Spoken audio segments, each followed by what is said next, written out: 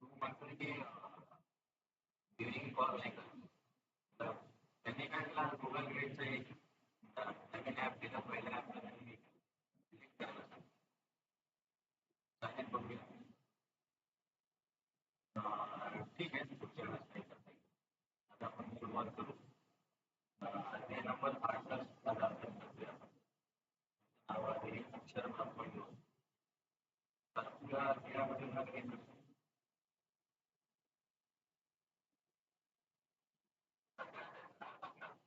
ते फक्त त्यातलं काही प्रश्न आहे विचारते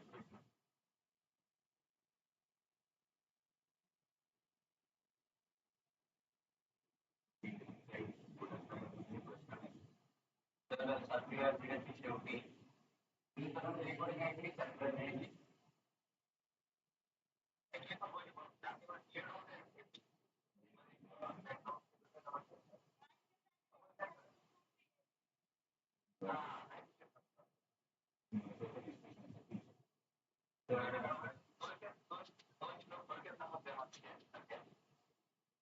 तर कनेक्शन काय आहे तुम्हाला आता मागच्या आधी श्लोक नंबर शेवटचे 2 श्लोक आहेत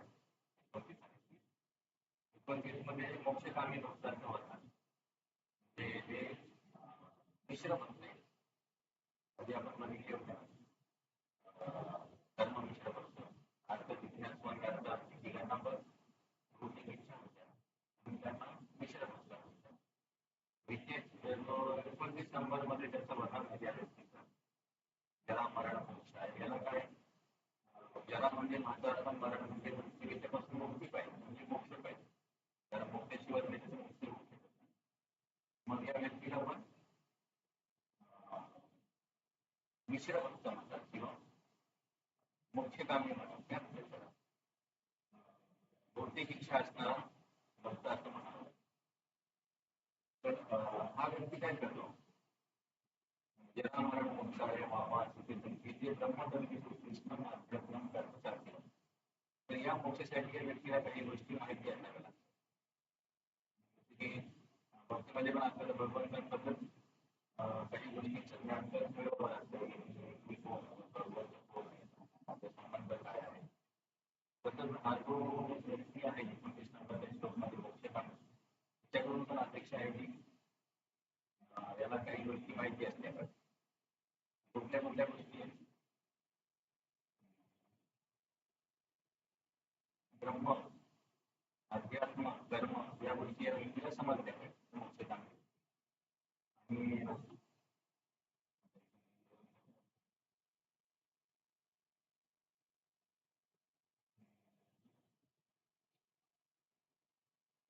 आणि असं केलं तुम्हाला काय जॉईन करावं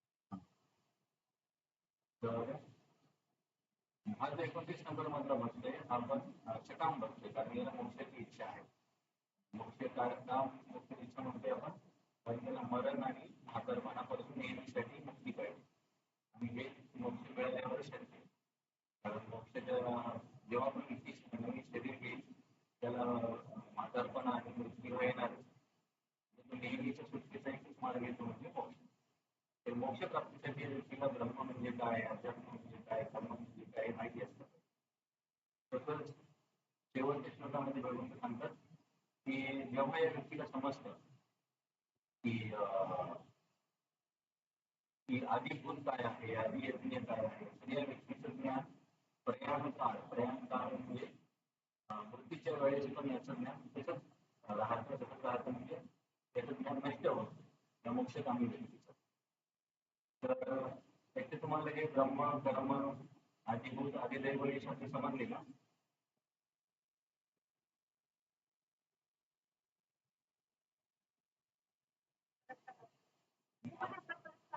आता तो आता 29 आणि 30 मध्ये सांगितलं की त्या व्यक्तीला ब्रह्म काय माहीत असलं पाहिजे, कर्म काय माहीत असलं पाहिजे, आदिदैव हे सर्व माहीत असलं पाहिजे मोक्षकामी व्यक्ती.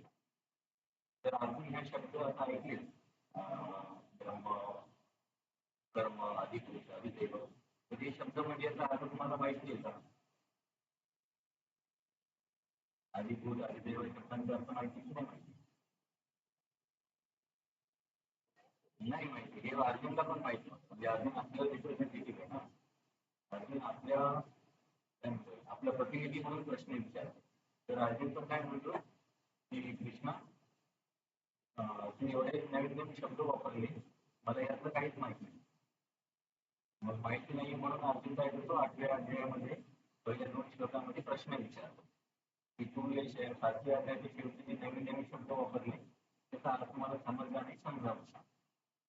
तर हे 7व्या आणि 8व्या अध्यायामध्ये कनेक्शन मी तुम्हाला परत सांगतो. 7व्या अध्यायाच्या शेवटच्या 2 श्लोकांमध्ये भगवंतांनी मोक्षकामी व्यक्तीच्या संदर्भामध्ये काही बरीचशी नवीन संकल्पना वापरली, नवीन शब्द वापरले. ब्रह्म कर्म आदिभूत आदिदैव आदिलक्ष्मी असे काही शब्द वापरले. तर अर्जुन काही शब्द समजले नाही की बाबा यांचा काय अर्थ आहे, या व्यक्तीला माहिती असलं पाहिजे एवढंच कळलं. म्हणून अर्जुन काय करतो 8व्या अध्यायाच्या सुरुवातीलाच की कृष्ण हे काय आहे हे मला समजावून सांग असा प्रश्न विचारतो. आता दोन्ही अध्यायामध्ये कोणी समजलं? तर अर्जुन हा प्रश्न विचारतो. तर आपण हा श्लोक वाचूया, पहिले 2 श्लोक. अर्जुन उवाच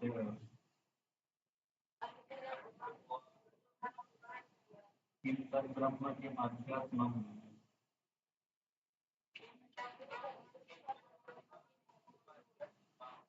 किं कर्म पुरुषोत्तम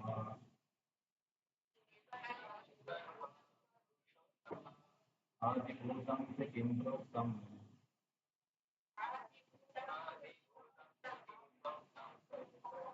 आदिदैवं किमुच्यते.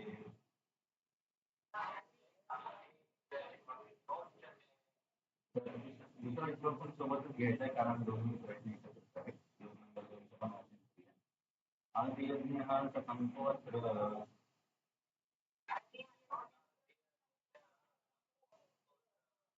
देहेऽस्मिन् मधुसूदन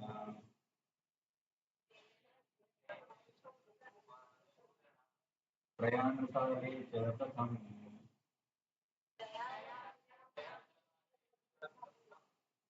ज्ञेयोऽसि यथात्मभिः.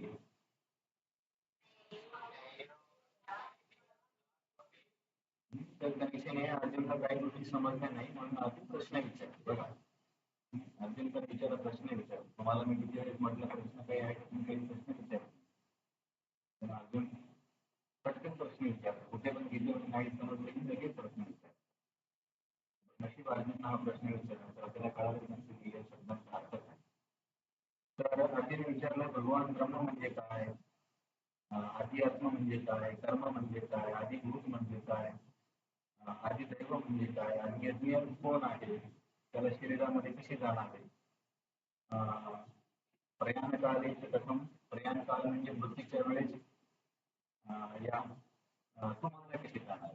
मी तुम्हाला म्हणण्यापेक्षा प्रभुपादांनी तुम्हाला दिले, आचार्यांनी काय सांगितलं कारण आणखी भगवंतांबद्दलची चर्चा नाही. हा आचार्य पण की भगवंता मृत्यूच्या वेळेस तुला कसं जाणार. बेसिकली काय आहे सोप्या शब्दात सांगायचं तर अर्जुनला काही समजलं नाही म्हणून अर्जुन 8 गोष्टी विचारल्या कृष्णा. तर सध्या फक्त ऐकून घ्या या शब्दांची संकल्पना याचे अर्थ पुढे येणार त्यामुळे होऊ नका. फक्त अर्जुन विचारतो का एवढं लक्षात घ्यायचं सध्या आपल्याला की अर्जुनने न समजलेल्या गोष्टींबद्दल प्रश्न केला. काय विचारलं, कृष्ण ब्रह्म काय आहे, कृष्णा अध्यात्म काय आहे, कर्म काय आहे, आदिभूत काय आहे, आदिदैव काय आहे, आदियज्ञ काय आहे, आणि शरीरामध्ये आदियज्ञाला कसे जाणावे. आणि शेवटच्या क्षणी मृत्यूच्या वेळेस तुला कसं जाणवं किंवा तुला कसं जाणवं असं म्हणता येईल. तर हे 8 प्रश्न अर्जुनने भगवंताला विचारले पहिल्या 2 श्लोकांत.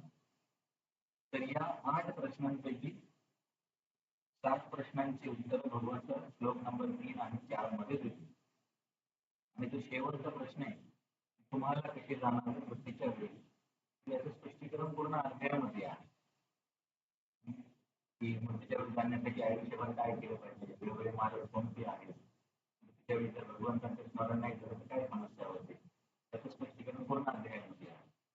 तिथपर्यंत समजलं.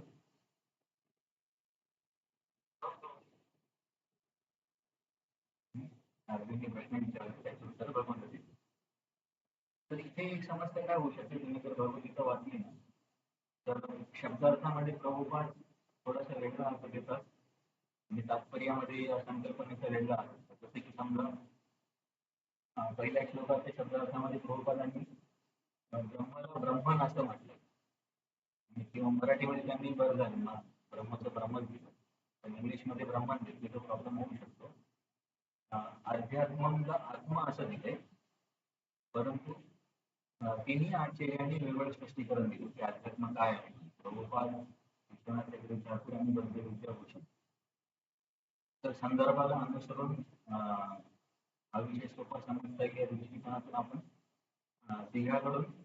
तिघांच्या टीकेमधून आपल्याला समजेल अशी अर्थ घेतली. तर मला तुम्हाला सांगायचं काय की भाषांतर आणि तात्पर्य कन्फ्युज होऊ नका. इथे तर ब्रह्मला भगवंत म्हटलंय, परंतु प्रभूजी भगवान ब्रह्माचा आत्मा काय सांगताय असं नको वाटायला. तर याचं स्पष्टीकरण पुढे येईल. सध्यापर्यंत फक्त एवढं लक्षात ठेवायचे आहे, तिन्ही आचार्य वेगवेगळे अर्थ दिले, परंतु आपण त्या संदर्भाला अनुसरून आणि श्लोक समजायला सोपं होईल असे अर्थ घेत आहोत. ठीक आहे, इथपर्यंत तुम्हाला काही प्रॉब्लेम नाही. तुम्ही समजा पॉईंट नंबर 299 मध्ये शब्दार्थामध्ये प्रभुपादांनी आदिदैवम काय दिलंय.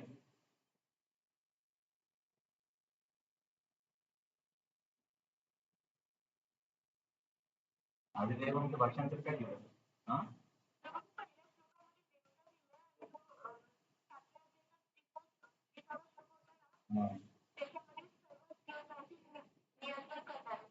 हा तेच मी तुम्हाला सांगते की वेगवेगळ्या ठिकाणी वेगवेगळे अर्थ, त्याच्यामुळे कन्फ्युज होऊ नका. तर आदिदैवचा अर्थ पुढे येईल. तिथं आदिदैव यांना म्हटलं विश्वरूपाला विराट रूपाला आदिदैव म्हटले. स्वरूपात पण समोर विराट रूपच सांगतील, पण इथे तुम्हाला असं वाटेल की इथे तर देवता म्हणतायत, मग तुम्ही आदिदैवाला विराट रूप का म्हणता असं तुम्हाला देवमध्ये म्हणून आधीच सांगतोय. वेगवेगळ्या ठिकाणी त्यांनी वेगवेगळं स्पष्टीकरण दिलं, पण जर परत परत वाचन केलं तर मग आपल्याला समजतं की नेमका अर्थ हा आहे. तर कन्फ्युज होऊ नका. जसं मी तुम्हाला आदिदैवाचं आणि अध्यात्म ब्रह्माचं उदाहरण दिलं. वेगवेगळ्या ठिकाणी वेगवेगळे अर्थ वाटतील, परंतु आपण ठिकाणचा एकत्रित अभ्यास करून त्या संदर्भाला समजायला खूप होईल असे अर्थ घेतलेले आहेत. कारण तुम्हाला सेल्फ स्टडीमध्ये जाऊ देऊ नये म्हणून याचं.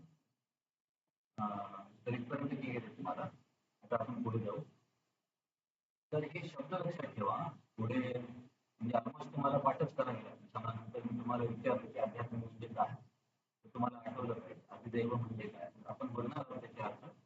तर या शब्दांची 2 ओळख करून घ्या, नाहीतर काय सारखे सारखे शब्द बोलायला कठीण होतात. अध्यात्म आदिदैव आदी सगळे सारखं सारखं वाटतं, पण हे संकल्पना आपल्या लक्षात ठेवायचं. कारण आपल्या दृष्टिकोनातून आम्ही लिहिली पण आवश्यक गोष्टी आहेत.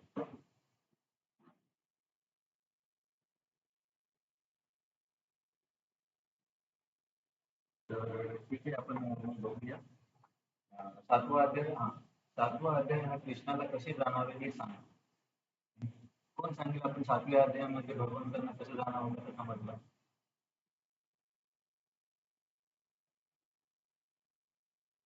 7व्या अध्यायामध्ये आपण भगवंतांना जाणण्याबद्दल समजलं की नाही समजलं.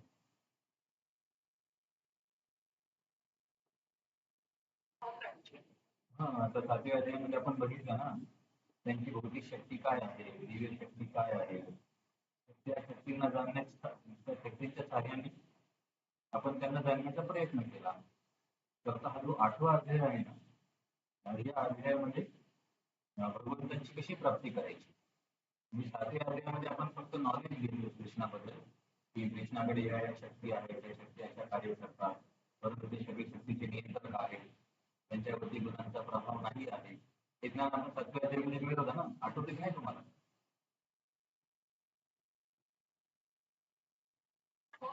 हा, मग ते तर भगवंताबद्दल ज्ञान होतं.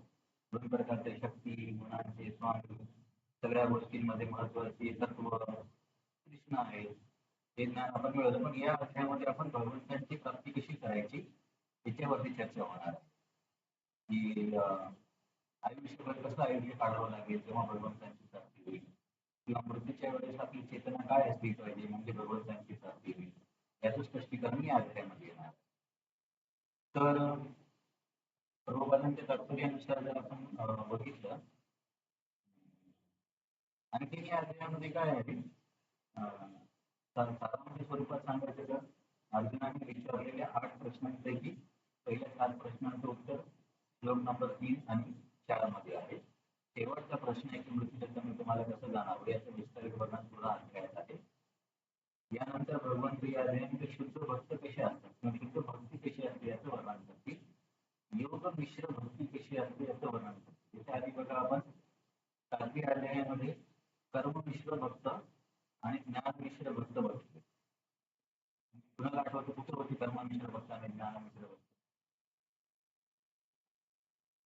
7व्या अध्यायात.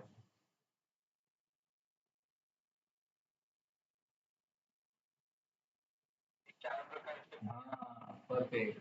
ते 4 प्रकारचे लोक होते ना, त्याच्यापैकी 3 ते कर्म मिश्र होते. अर्थ जिज्ञासू असतात ते कर्म मिश्र आणि ज्ञानी भक्त अज्ञान मिश्र होता. पण आपण आपल्याला माहिती की भक्तीमध्ये पुन्हा कुणाचं मिश्रण होऊ शकते, कुठल्या कुठल्या मार्गाचं. कर्म ज्ञान आणि दुसरा कुठला मार्ग बाकी राहिला?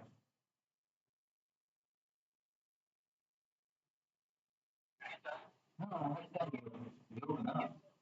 तेच ना, 2 प्रकारचे म्हणजे आपण भक्तीचे तेव्हा खूप विस्तारित वर्णन ऐकलं होतं, की प्राधान्यभूत भक्ती, शुद्ध भक्ती असे वर्णन ऐकले होते ना. त्याच्यामध्ये प्राधान्यभूत भक्ती म्हणजे भक्ती प्राधान्य आहे, पण इतर मार्ग पण त्याच्यामध्ये थोड्या प्रमाणात त्यांचं मिश्रण आहे. इतर मार्ग कुठले? 3च मार्ग आहेत, कर्म, ज्ञान आणि योग. त्यांचं मिश्रण झाल्यावरती कर्माचं मिश्रण झालं तर कर्म मिश्र भक्ती, ज्ञानाचं झालं तर ज्ञान मिश्र भक्ती, योगाचं मिश्रण झालं तर योग मिश्र भक्ती. तर कर्म आणि ज्ञानाचं मिश्रण करणाऱ्या लोकांबद्दल आपण थोडक्यात त्यांच्याबद्दल ऐकलं. 4 प्रकारचे लोक, त्याच्यापैकी 3 जण कर्म मिश्र आहेत, कारण त्यांना काही भौतिक पाहिजे. आणि ज्ञानी हा ज्ञान मिश्र आहे, कारण त्याचं नावच ज्ञान. तर हे 2 झाले. तर बाकी एक होता योग मिश्र, त्याच्या साधनेमध्ये अष्टांग योगाचं मिश्रण असतं. म्हणजे तो भक्त आहे तर थोडंसं साहाय्य अष्टांग योगाचं पण घेतो. अशा व्यक्तीची साधना काय आहे, तो काय करतो, कसं त्याला यश मिळतं, त्याचं वर्णन पण या अध्यायामध्ये आहे. आणि अध्यायाच्या शेवटी शेवटी 2 मार्गाने प्रवास करणाऱ्या व्यक्तीसोबत काय होतं. 2 मार्ग म्हणजे योग आणि ज्ञान मार्गाने प्रवास करणाऱ्या व्यक्तीच्या समोर काय होतं आणि कर्म मार्गाने प्रवास करणाऱ्या व्यक्तीला समोर काय मिळतं. सदैव नाही लक्षात चालेल, फक्त लक्षात ठेवा. या अध्यायामध्ये अर्जुनाने विचारलेल्या प्रश्नाचं उत्तर आहे. भक्तीच्या समयी भगवंताची आठवण किंवा त्यांची प्राप्ती कशी करायची याच्याबद्दल स्पष्टीकरण आहे. शुद्ध भक्तीबद्दल स्पष्टीकरण आहे. योग मिश्र भक्तीबद्दल स्पष्टीकरण आहे. 2 मार्गांनी मृत्यू समयी समोर प्रवास करणाऱ्या व्यक्तीसोबत काय होतं, कुठल्या व्यक्तीला परत यावं लागतं आणि कुठल्या व्यक्तीला परत यावं लागत नाही, याचं स्पष्टीकरण या अध्यायामध्ये आपण बघणार आहोत. इथपर्यंत तुम्हाला काही प्रश्न आहे? नाही. आता आपण मग जेव्हा तिथे येईल ना ती चर्चा, तेव्हा परत आपण या गोष्टी बघायच्या आहेत. तर अर्जुनने प्रश्न विचारले.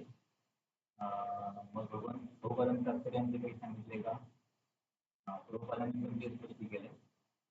तर प्रभुपादांनी एक म्हणजे सांगितले की ब्रह्म जो हा शब्द आहे तो आत्म्यासाठी पण वापरला जातो आणि भगवंतासाठी पण वापरला जातो.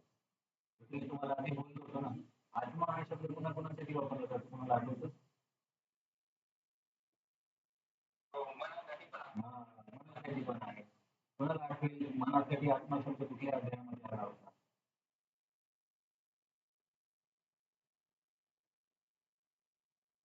एक तिसऱ्या अध्यायामध्ये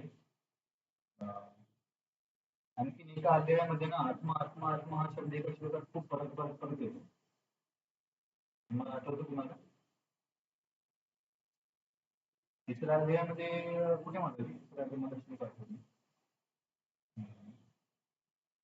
तर तुम्हाला मी हे सांगतो बघा 6व्या अध्यायामध्ये श्लोक नंबर 5 आणि 6 मध्ये उद्धरेत आत्मा आत्मानम आत्मानम अवसादयेत आत्मैवी आत्मनो बंधुर आत्मैव रिपुरात्मना.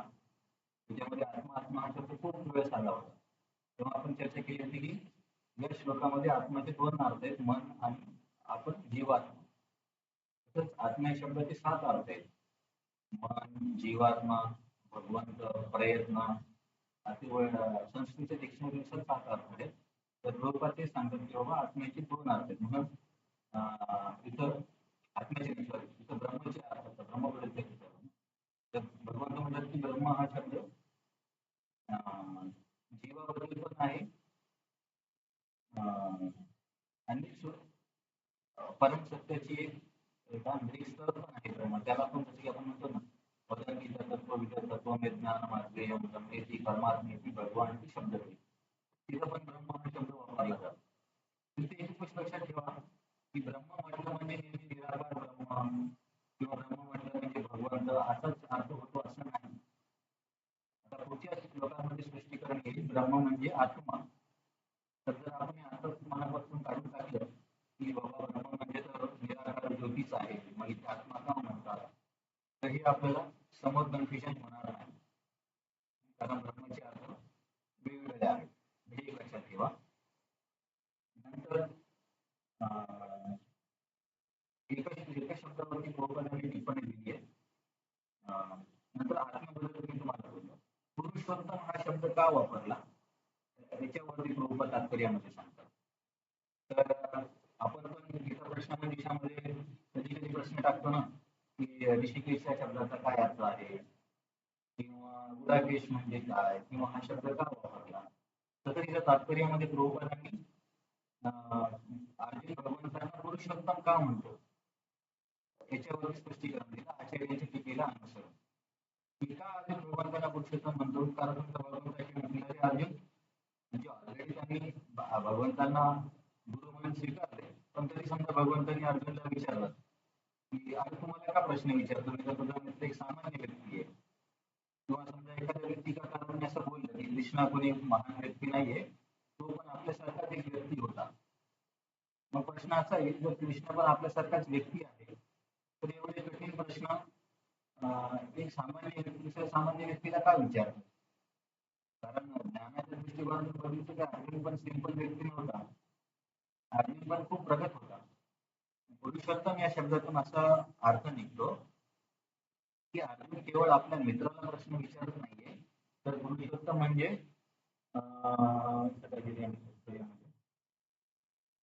पुरुषोत्तम म्हणजे काय म्हणता येईल सर्वोच्च देवता किंवा लीला पुरुषोत्तम भगवंतांना प्रश्न विचारतो, मित्राला विचारतो.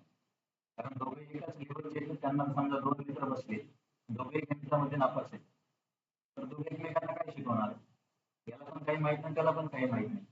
तसं जी लोक म्हणतात की भगवंत पण आपल्यासारखेच आहे, त्यांना इथे कळलं पाहिजे की अर्जुन भगवंतांना पुरुषोत्तम म्हणतोय, हे मित्र असं म्हणत नाही. किम कर्म मित्रम किंवा सर्व असं नाही म्हणत, पुरुषोत्तम म्हणतो. तर पुरुषोत्तम का म्हणतोय की तू माझ्यासारखा नाहीयेस, तू सर्वोच्च देवता आहेस, त्याच्यामुळे तू माझ्या प्रश्नांची उत्तरं देऊ शकतो. हा त्याचा माझा अर्थ आहे. नंतर दुसरं तात्पर्य आपल्याला बघायचं हे पहिल्या श्लोकाचं तात्पर्य संपलं इथे. आतापर्यंत चर्चेमध्ये तुम्हाला काही प्रश्न आहे किंवा जास्त कितकं वगैरे गडबड काही आहे.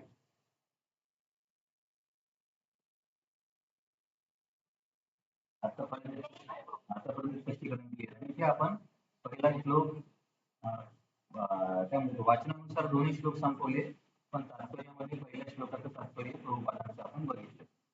आता आपण प्रभुपादांचं दुसऱ्या श्लोकांचं तात्पर्य बघतो. तर इथे फक्त एवढं लक्षात ठेवायचं आपल्याला की अर्जुनने भगवंतांना 7 प्रश्न विचारले, ऍक्च्युली 8 प्रश्न आहेत. 8 प्रश्न अर्जुनाने भगवंतांना विचारले, फक्त एवढीच ओळ लक्षात ठेवा. आणि ते प्रश्न काय आहेत, की ब्रह्म म्हणजे काय, अध्यात्म म्हणजे काय, कर्म म्हणजे काय, आदिभूत म्हणजे काय, आदिदैव म्हणजे काय, आदियज्ञ म्हणजे काय, आदियज्ञाला आपल्या शरीरामध्ये कसे जाणावे, आणि मृत्यूच्या समयी तुम्हाला कसं जाणावं, हे 8 प्रश्न आहेत. तर या प्रश्नाची उत्तर आणखी झाली नाहीत. प्रश्नाची उत्तर श्लोक नंबर 3 आणि 4 आणि बाकीच्या या अध्यायामध्ये येणार आहे. इथे फक्त तुम्ही प्रश्न विचारले आणि प्रश्नामध्ये हे शब्द वापरले, तर तुम्हाला लगेच हे शब्द लक्षात नाही राहणार. तुम्ही ते समजा पहिल्या श्लोकाचं वाचन केलं तरी तुम्हाला इथे समजेल. बघा, भाषांतरामध्ये सांगितले ब्रह्म म्हणजे काय, आत्मा म्हणजे काय, हे प्रश्न आहेत.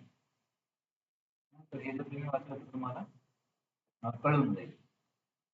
नंतर आदी यज्ञ, दुसऱ्या श्लोकाच्या तात्पर्यामध्ये प्रभुपाद आदी यज्ञ या शब्दाबद्दल स्पष्टीकरण होतं, की बाबा यज्ञाचा स्वामी कोण आहे. तर इंद्रदेवाला पण यज्ञाचं स्वामी म्हटलं जातं आणि भगवान विष्णूंना पण यज्ञाचं स्वामी म्हटलं जातं. परंतु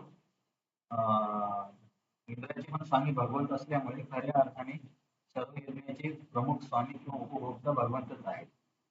तुला आठवतं त्याच्या आधी आपण एका ठिकाणी चर्चा केली होती की सगळ्या यज्ञाचे भोक्ता भगवंत आहेत.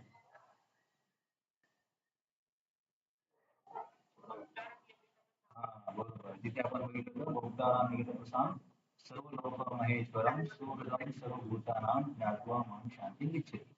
तर तिथे बघितलं होतं की सगळ्या यज्ञाचे भोक्ता भगवंत आहेत.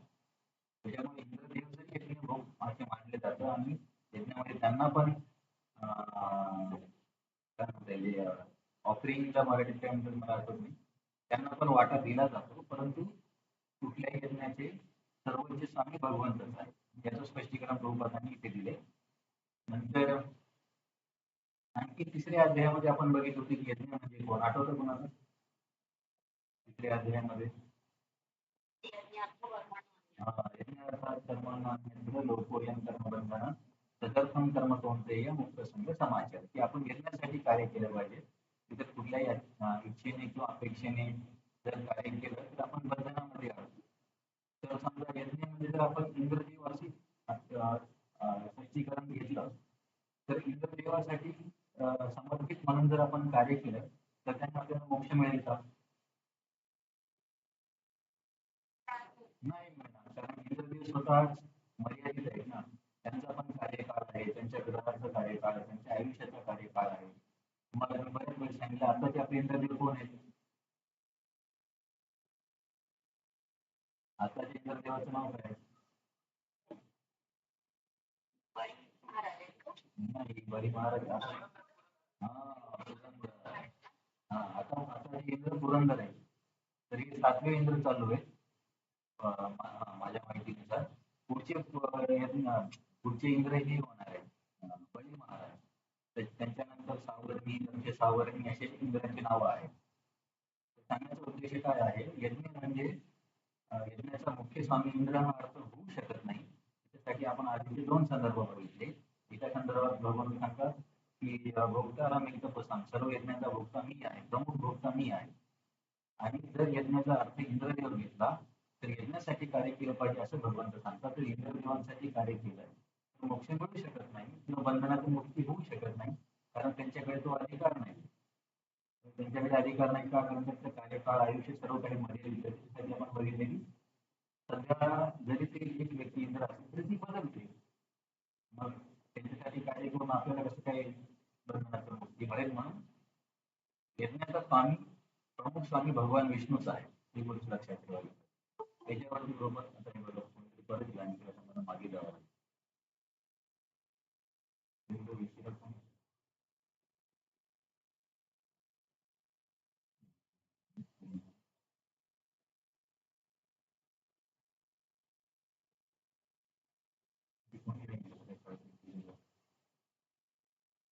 तर यज्ञाचे स्वामी भगवान विष्णू आहेत, जे प्रभुपादांनी दुसऱ्या श्लोकाच्या तात्पर्याच्या पहिल्या उतार्यामध्ये. नंतर समोर प्रभुपाद दुसऱ्या श्लोकाचे तात्पर्य दुसऱ्या श्लोक उतार्यात सांगतात की मधुसूदनचा काय अर्थ होता. तात्पर्य न बघता कोण सांगेल मधुसूदनचा अर्थ काय, याच्यावरती आपण आधी पण चर्चा केली, गीता प्रश्न मंजुषामध्ये पण झाली.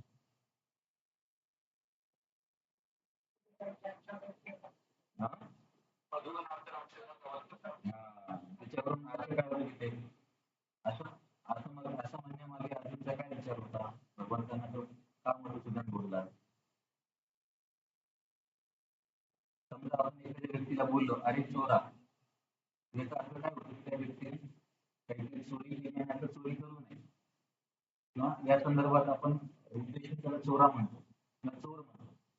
तसंच मधुसूदन आणि त्यांनी मधुदैत्याचा नाश केला होता हे माहित आहे, पण अर्जुन यावेळेस का अचानक मधुसूदन म्हणतोय? तो ऋषिकेश पण बोलू शकला असता, गोविंद पण बोलू शकला असता.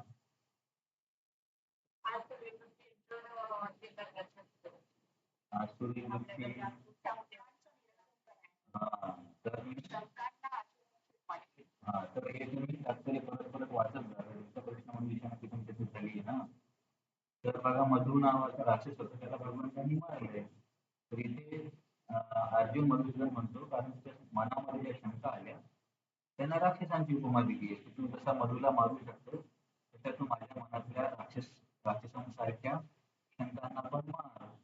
म्हणून अर्जुन भगवंतांना मधुसूदन म्हणतो. उगाच विनाकारण कुठलं पण नाव घेतलं जात नाही, तर घेण्यामागे व्यक्तीचा काहीतरी उद्देश असतो. आपण पण काहीतरी व्यक्तीला नाव दिली असतात कामानुसार, तर त्यावेळेस तो उद्देश असतो म्हणून त्याला त्या नावाने बोलवलं जातं. तर इथे आपण यज्ञाचा स्वामी कोण आहे ते बघितलं. अर्जुन भगवंतांना मधुसूदन का म्हणतो हे बघितलं. नंतर प्रभुपादांनी त्याच्या समोरच्या अवतार्यामध्ये प्रयाण काळावरती स्पष्टीकरण दिलंय. तर प्रयाण काळ म्हणजे कुणाला माहिती काय आहे प्रयाण काळ? मृत्यूचा समय. प्रयाण म्हणजे निघून जाणे. आता इथे निघून जाणे हा अर्थ आपण घेऊ शकत नाही, कारण कोण निघून चालले, अर्जुन तिथं निघून चालला का तुम्ही जण चाललाय ते अर्थ नाही. तर प्रयाण काळाचा अर्थ की शेवटचं निघून जाणं म्हणजे मृत्यू होणं. तर प्रभुपाद या मृत्यूच्या वेळेवरती टिप्पणी देत आहेत की अर्जुनने भगवंतांना विचारले की कृष्णा, तुला मृत्यूच्या वेळेस कसं जाणायचं? का बरं मृत्यूच्या वेळेस विचारलं? कारण ती सर्वात कठीण वेळ असते. त्यावेळेस समजा एखाद्या व्यक्तीने भक्तीमध्ये तो भक्ती करतो, तर अशा व्यक्तीला मृत्यूच्या समय त्याची काय अनुभूती असेल, त्याला भगवंतांची आठवण येईल की नाही येईल, ह्या सगळ्या शंका अर्जुनच्या मनात आहेत, म्हणून तुला सांगतोय. तर लोक तात्पर्य सांगतात की बाबा मृत्यूच्या वेळी शरीराच्या सगळ्या गोष्टी विस्कळीत होतात. तुम्ही जर कधी बघितलं असेल तर मी मेडिकलमध्ये असताना पहिले की मृत्यूच्या वेळेस लोक कसे त्यांचे डोळे गोल गोल फिरतात किंवा बोलायचं असतं पण आवाज येत नाही, किंवा कशातून काहीतरी पदार्थ बाहेर येतात आणि समजत पण नाही समोर कोण उभं आहे. तुम्ही कधी एकदम शेवटच्या वेळी असणाऱ्या व्यक्तीला बघितलं तरी तुम्हाला अनुभव आला असेल. म्हणजे त्यावेळेस जेव्हा आत्मा शरीराला सोडतो खूप दुःखदायक स्थिती आहे आणि सगळं पूर्ण शरीर डिस्टर्ब होत जातं. इव्हन आपल्याला आजारामध्ये समजत नाही त्याचं काय होतं. कधी कधी समजा एखाद्या व्यक्तीला खूप जास्त ताप आला तर तो काही पण बडबड करतो. तर मृत्यूची वेळ किती कठीण असेल. त्यावेळी शरीराला संतुलित ठेवणारे वाहतुकीचं कफ आहे सगळं बिघडून जातं. डोक्यातून आवाज येतो, त्याला बोलता येत नाही, डोळ्यातून व्यवस्थित दिसत नाही, कोण समोर ते समजत नाही, काही पण कधी कधी लोक बरळतात. तर लोक याच्याकडे आपण लक्ष घेतात की बाबा हा प्रयाण काळावरती विचार करणं खूप महत्वाचं आहे. यावेळेस पूर्ण शरीर विस्कळीत होतं आणि शरीर विस्कळीत झाल्यामुळे भगवंतांचं स्मरण करणं खूप कठीण आहे. मग कुणालाच भगवंतांचं स्मरण होत नाही का? असं नाहीये. कुणाला स्मरण होत, त्याच्यामध्ये समोर स्पष्टीकरण येणार आहे. पण ते आपण जेव्हा तो शोध घेईल तेव्हा बघू. तर या मृत्यूच्या समयाला अनुसरून प्रभुपादांनी एका श्लोकावरती अरे मोबाईल मध्ये व्यवस्थित दिसत नाही आहे. की तुमच्यापैकी जर कोणाला हे लॅपटॉपचा प्रॉब्लेम सॉल्व्ह करायचं समजलं तर पुढच्या वेळी सांगा, कारण मोबाईलमध्ये कसं फॉन्ट पण गडबड होऊन जाईल. तर हा, तुम्ही उद्या इथे आहात का? उद्या मग आपण बघूया. तर कुलशेखर महाराज म्हणून एक खूप महान भक्त झाले शिव संप्रदायामध्ये. म्हणजे ते क्षत्रिय राजा होते.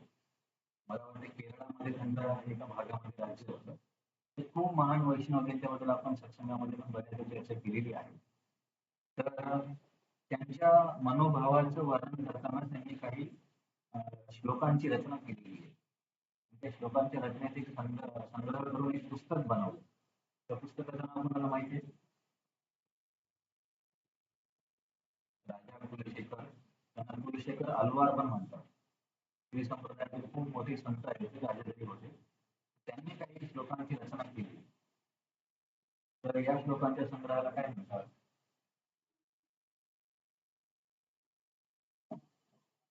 ठीक आहे, तुम्ही विसरले असेल, आपण आधी पण चर्चा केली होती. या संग्रहाला मुकुंद माला स्तोत्र असं म्हणतात. एक पुस्तक आहे, त्याचं नाव आहे मुकुंद माला स्तोत्र. तर खूप छान छान सुंदर सुंदर श्लोक आहेत त्याच्यामध्ये. तर या श्लोकांपैकी एक हा श्लोक आहे, तो आपण गाऊया, मग या तात्पर्याचं स्पष्टीकरण करूया. आपण गाऊया. कृष्ण त्वदीय पदपङ्कजपञ्जरान्तम्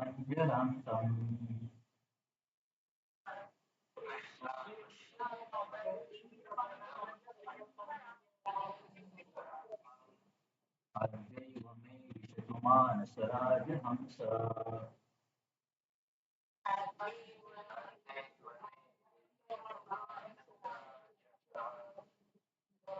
प्राणप्रयाणसमये कपवातपित्त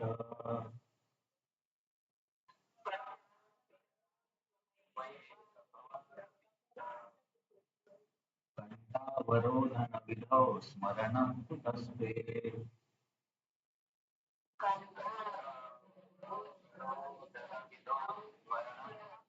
कुतस्ते.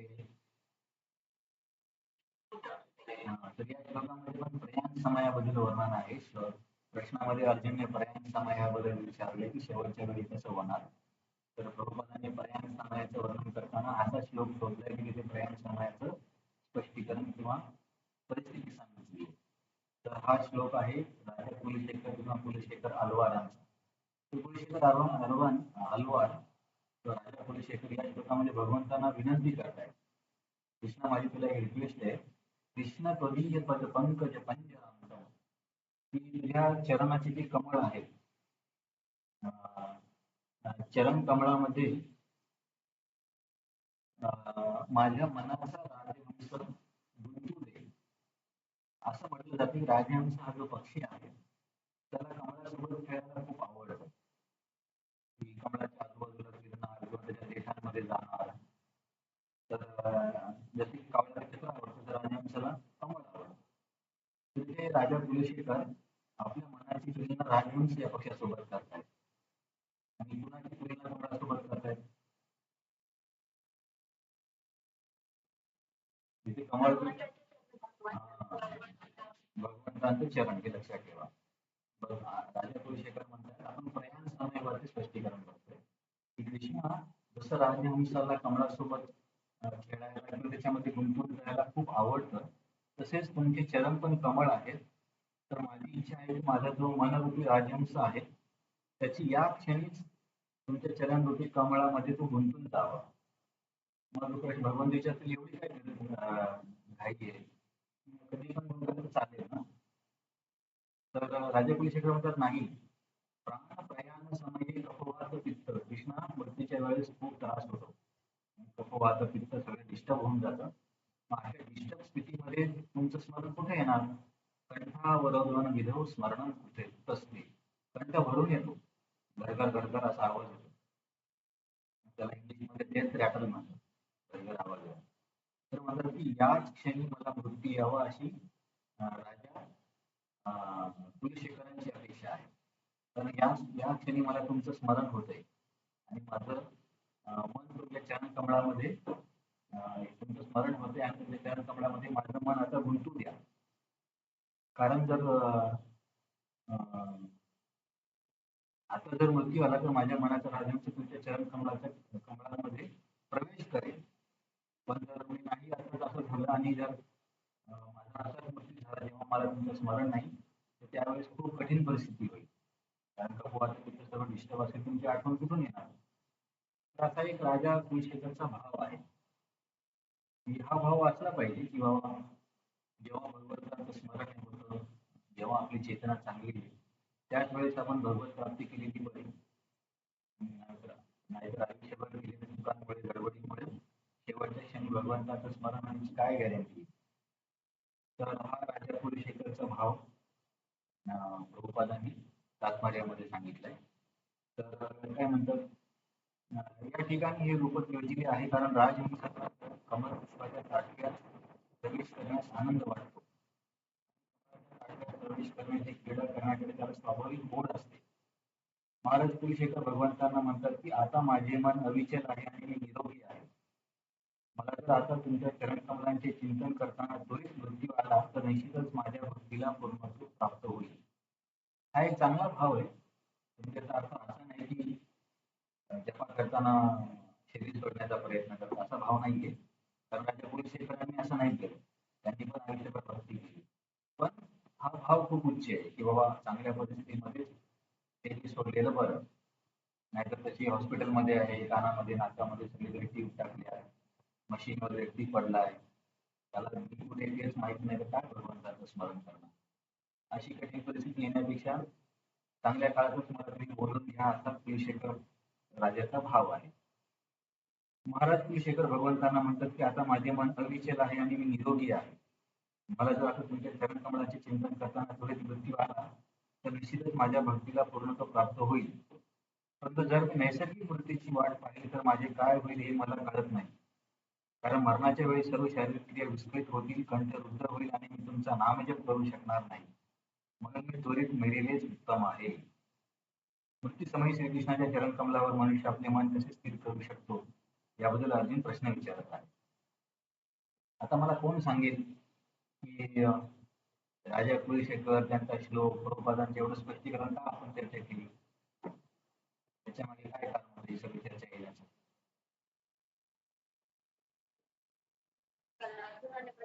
हा, कारण अर्जुनने विचारलं की प्रयाण काळाच्या वेळेस तुमचं स्मरण कसं होईल, तुम्हाला कसं जाणणार. तर त्याच्यावरून प्रभुपादांनी सांगितलं की प्रयाण काळाच्या वेळेस किती कठीण परिस्थिती असते आणि या कठीण परिस्थितीचं वर्णन करताना कुलशेखर महाराजांनी पण आपला मनोभाव व्यक्त केलेला आहे. म्हणून आपण या प्रयाण काळाच्या त्याबद्दल चर्चा केली. इथे प्रभुपादांचं तात्पर्य संपतं. या तात्पर्यामध्ये आपण यज्ञपती कोण आहे ते बघितलं, मधुसूदन का म्हणतात ते बघितलं, प्रयाण काळाचं विस्तारित वर्णन ऐकलं. पहिल्या श्लोकाच्या तात्पर्यामध्ये आपण ब्रह्म म्हणजे काय, ब्रह्माचे वेगवेगळे अर्थ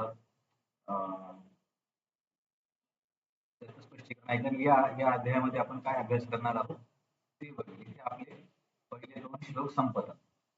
कुणाला याच्यामध्ये काही प्रश्न आहे?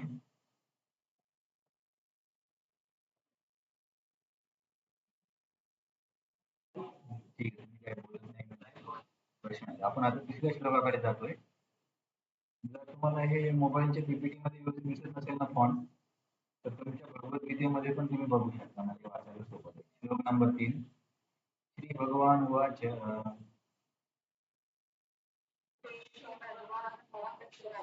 अक्षरं ब्रह्म परमं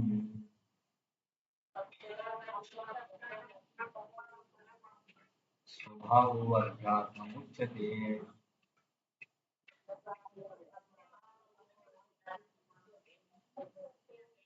भूतभावोद्भवकरो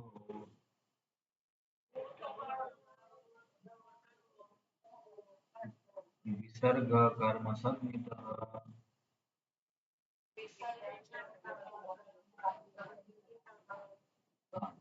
तर आता या श्लोकामध्ये काय येणार आहे, कोण सांगेल? या श्लोकामध्ये कशाचं वर्णन येणार? हा, हे लक्षात असू द्या. अर्जुनने जे प्रश्न पहिल्या 2 श्लोकात विचारले त्यांची उत्तर भगवान तिथे देणार आहे आणि हे उत्तर तुम्हाला लक्षात ठेवायचे ना. जरी श्लोक नाही लक्षात आला तरी चालेल. नाहीतर मग नंतर तुम्ही कधी अभ्यास कराल तर सगळं एकसारखंच वाटायला लागेल. म्हणून इथं थोडंसं लक्ष देऊया आपण की प्रश्नाचे उत्तर काय. तर अर्जुन तसे 8 प्रश्न विचारले, पण या श्लोकामध्ये 3 गोष्टींचं भगवंत उत्तर देतील. 3 प्रश्न, कुठल्या प्रश्नांचं उत्तर आहे? ब्रह्म म्हणजे काय याचं उत्तर देतील, अध्यात्म म्हणजे काय याचं उत्तर देतील आणि कर्म म्हणजे काय याचं उत्तर देतील. ब्रह्म, अध्यात्म आणि कर्म या 3 गोष्टींचं स्पष्टीकरण या श्लोकामध्ये आहे. तर ब्रह्माचं स्पष्टीकरण काय आहे?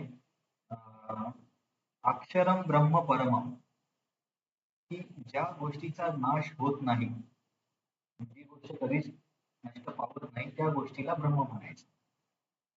तर इथे आपल्या आचार्यांनी अर्थ दिलाय, अशी गोष्ट आहे आपला जीवात्मा. कारण शरीराचा नाश होतो पण आत्म्याचा नाश होत नाही. म्हणून या नश्वर जगामध्ये, या जगामध्ये सगळं काही नष्ट होणार आहे.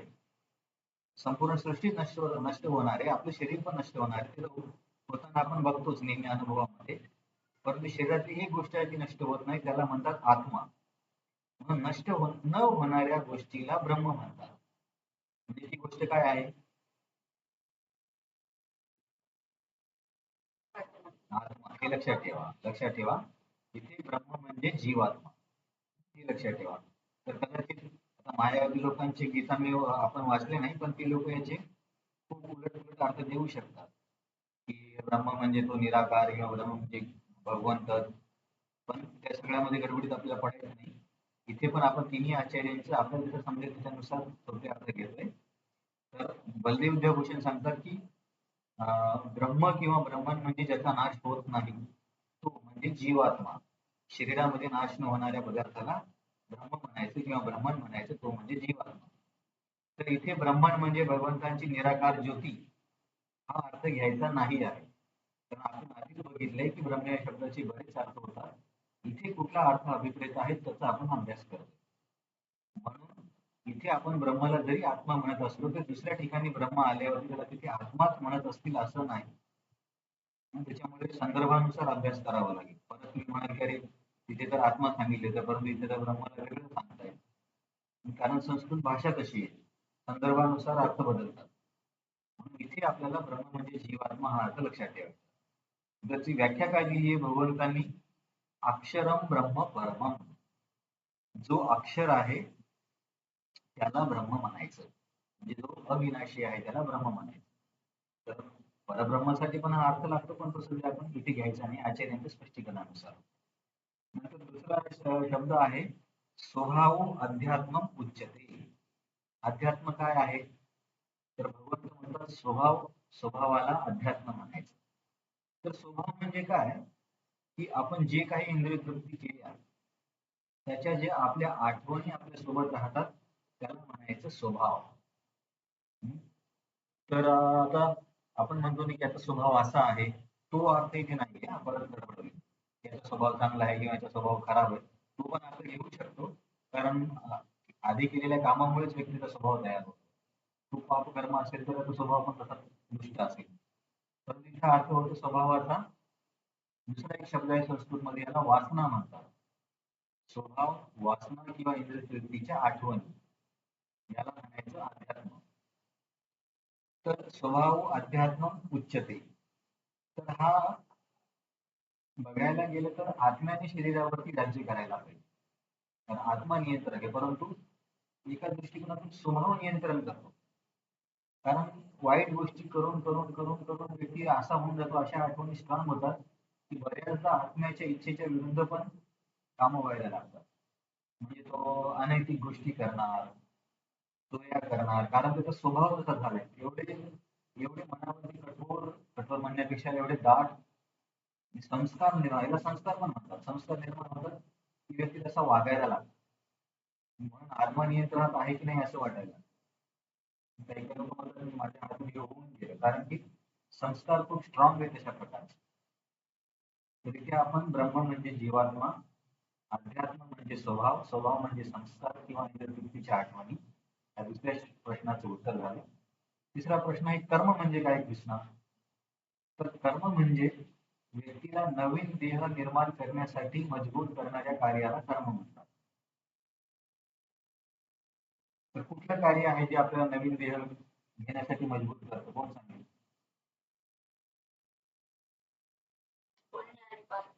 हा, पाप पुण्य. भक्ती सोडून इतर सगळे कामं आपल्याला नवीन देह घेण्यासाठी मजबूर करतात. कारण पुण्य केलं तरी तुम्हाला देह भोगण्यासाठी देह घ्यावं लागेल, पाप केलं तरी शिक्षेसाठी देह घ्यावं लागेल. म्हणून या जगातले सगळे कार्य भक्ती सोडून कर्मच आहे. तिथे आता कर्म या शब्दाचे पण खूप अर्थ आहेत. कधी कधी लोक काय म्हणतात आपण आपलं कर्म केलं पाहिजे. इथे अर्थ होतो की आपण आपलं कर्तव्य केलं पाहिजे. किंवा लोक काय कधी कधी काय म्हणतात की माझ्या कर्मातच असं लिहिलंय. याचा अर्थ की नशिबात असं आहे. तर कुठे कुठे काय म्हणतात की कर्माचे भोग, कर्माचे भोग तिचा अर्थ घेतात प्रारब्ध कर्म. तुम्हाला परत असं सांगायचंय की ब्रह्म कर्म या शब्दांचे खूप अर्थ आहेत. इथे काय घ्यायचं ते लक्षात ठेवा फक्त. तर हे चालू घेऊन दुसरीकडे जाऊ नका. ते संदर्भानुसार शिकावं लागेल. तर कर्म म्हणजे ज्या कार्यामुळे व्यक्तीला नवीन शरीर घ्यावं लागतं त्या कार्याला कर्म म्हणायचं. तर पूर्वपादांनी 3 प्रश्नांची उत्तर समजली. ब्रह्म म्हणजे काय, अध्यात्म म्हणजे काय आणि कर्म म्हणजे काय, 3 गोष्टी समजल्या. अध्यात्म म्हणजे मनावर झालेले संस्कार आणि जन्मापासूनचे संस्कार. समजा आता आपण एक चुकीचा काहीतरी पिक्चर बघितला, तर त्या चुकीच्या पिक्चरचे जे चित्र आहे आठवणी ते आपल्या मनामध्ये साठवली जातात. तर असेच आपण जे जे काही कामं करतो ते सगळ्या आठवणी मनामध्ये साठवल्या जातात. म्हणून कधी कधी आपण जपा करताना आपलं मन चुकीच्या ठिकाणी निघून जातं, कारण ते आठवणी आहेत. तर या आठवणीच्या संग्रहालाच अध्यात्म म्हणायचं किंवा स्वभाव म्हणायचं. स्वभाव अशा कळतच आहे. आता कळलं. हा येतो.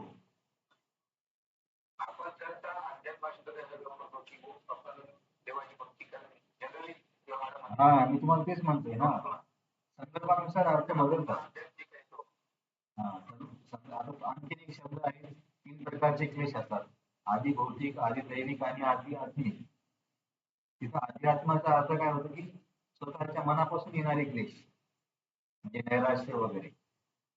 तर असे शब्दांचे अर्थ बदलतात.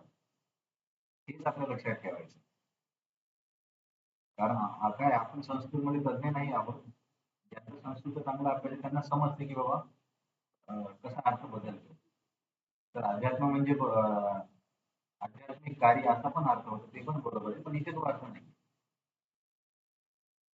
ठीक आहे.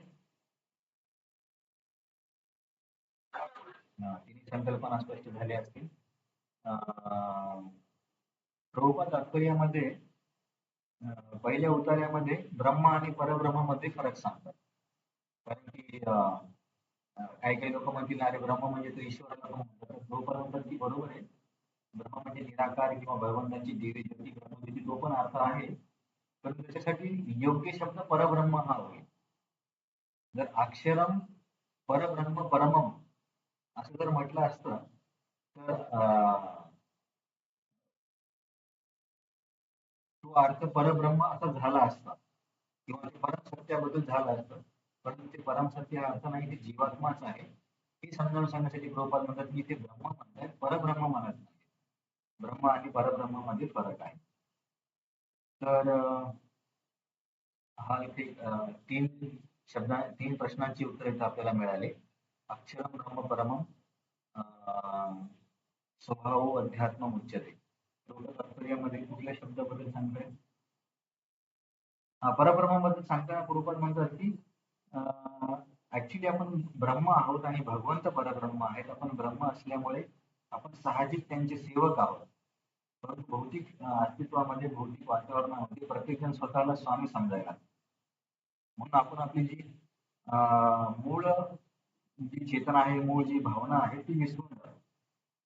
आणि मग या सगळी प्रकृती माझ्या उपभोगासाठी आहे या भावनेमध्ये जेव्हा आपण जीवन जगायला लागतो, त्याच्या साहाय्याने म्हणजे कार्य होतं त्यालाच कर्म म्हणतात.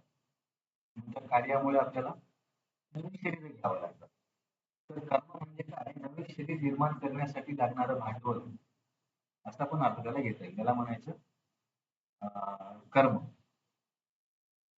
तर तात्पर्यामध्ये तुम्ही वाचाल तर याचं चांदोग्य उपनिषदांचं पण वर्णन केले की कसा जीवात्मा तिथून प्रवास करून स्वर्गीय लोकांमध्ये जातो, स्वर्गीय लोकांमधून कसा परत येतो. तर हे खूप गुंतागुंतीचं स्पष्टीकरण आचार्यांनी पण दिलं की 5 प्रकारच्या अग्नी आहेत. पंचाग्नी. तर 5 अग्नी काय? स्वर्गलोक, मेघ, पृथ्वी, स्त्री आणि पुरुष याला 5 अग्नी म्हटलं. तर हे अग्नी नाहीये, स्त्री एक अग्नी नाही, याला उपमा दिली. नाहीतर तुम्ही म्हणाल अरे स्वर्ग कसा काय अग्नी, पृथ्वी कशी काय अग्नी, तर उपमा दिली. जसे की आपण 4थ्या अध्यायामध्ये अभ्यास करताना यज्ञ हे शब्द बऱ्याच ठिकाणी वापरले होते ना, की स्वाध्याय यज्ञ, त्यानंतर गृहस्थ आश्रमामध्ये इंद्रिय नियंत्रणाचा यज्ञ. तिथे आपण बघितलं होतं की या यज्ञामध्ये अग्नी काय आणि आहुती काय आहे. तर स्वाध्याय यज्ञामध्ये अग्नी काय आणि आहुती काय काय बघितलं होतं आपण. अशा वेगवेगळ्या प्रकारची यज्ञ होती, आठवतं तुम्हाला?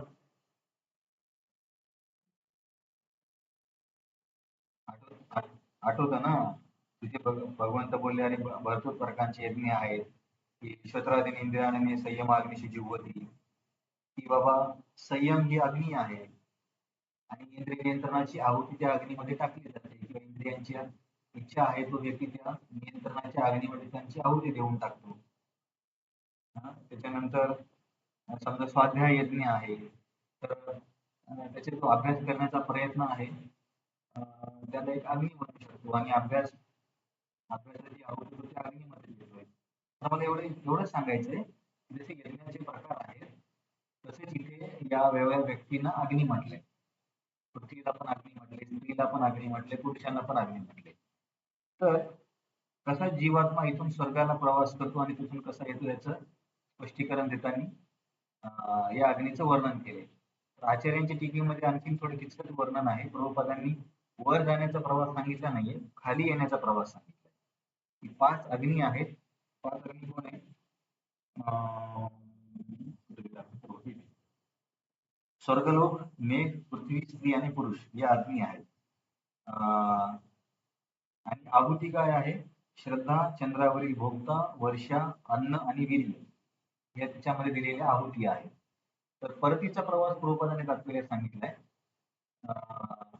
की आपल्या पुण्यकर्माच्या बळावरती जीवात्मा स्वर्गीय लोकांची प्राप्ती करतो. त्याच्यामध्ये पण थोडं किचकट वर्णन दिले की कर्मरूपी आहुतीची अग्नी आहुती चंद्ररूपी अग्नीमध्ये अर्पण केली जाते. स्पष्टीकरण असं आहे सोप्या शब्दात, की त्या व्यक्तीच्या कर्माचा आधार घेऊन देवता त्या व्यक्तीचा समोरचा प्रवास करून देतात.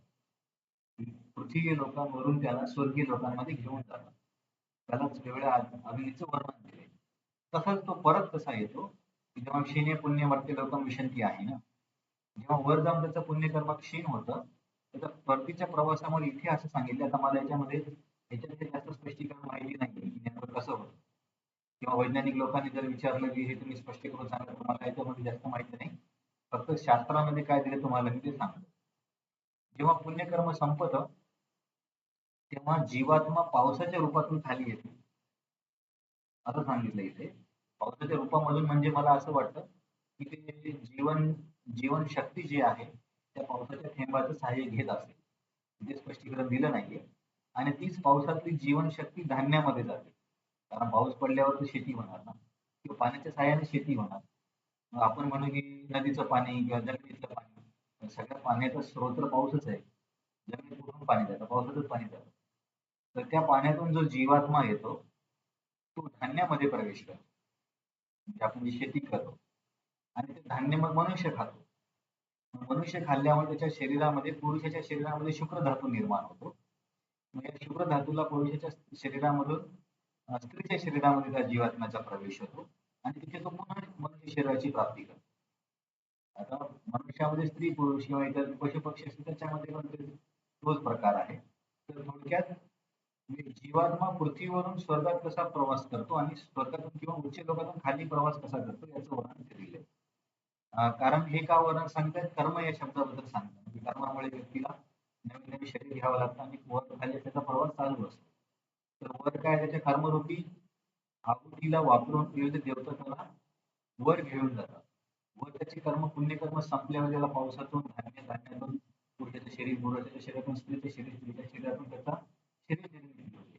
आणि शरीर निर्मिती झाल्यावर याला पुन्हा एक शरीर मिळतं, कारण त्याचे त्याचे कर्म आहे. आणि या शरीराच्या सहाय्याने तो पुन्हा नवीन काहीतरी कार्य करायला लागतो बरे वाईट. आणि त्या बऱ्या वाईट कारणानुसार त्याचा परत तसाच प्रवास चालू होतो. म्हणजे हे सायकल चालूच राहणार.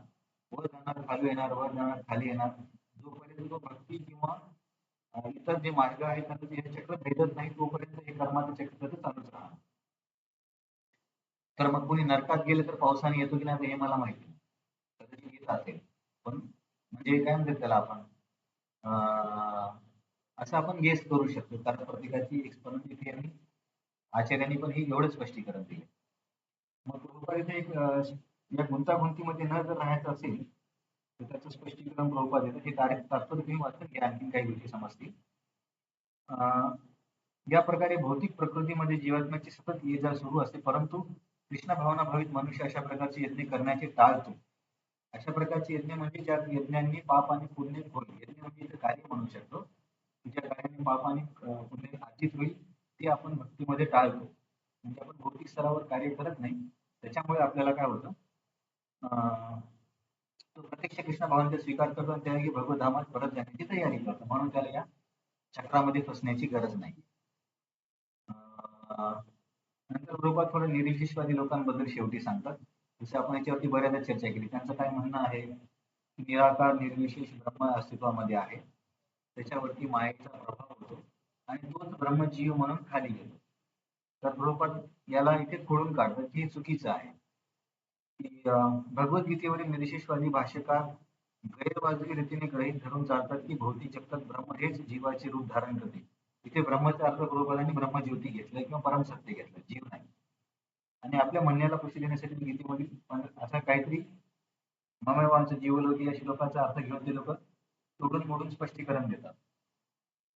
तर आपण याचं स्पष्टीकरण बऱ्याचदा अभ्यास केला गीता प्रश्न मंजुषामध्ये. कोण सांगेल की परब्रह्म मायेचा प्रभाव होऊन जीव बनतं किंवा ईश्वर बनतं, याच्यामध्ये काय चुका आहेत?